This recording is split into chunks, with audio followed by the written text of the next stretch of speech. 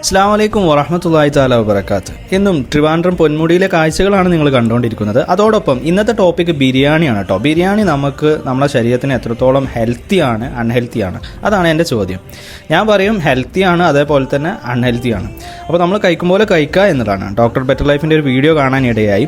അതിൽ പറയുന്നത് നമ്മൾ ബിരിയാണി റൈസ് കുറച്ച് കഴിക്കുക, പ്രോട്ടീന് കൂടുതലായിട്ട് കഴിക്കുക, അതോടൊപ്പം നമ്മൾ സാലഡ്സും കൂടുതൽ കഴിക്കുകയാണെങ്കിൽ ബിരിയാണി നല്ല അടിപൊളി ഒരു ഫുഡാണ്.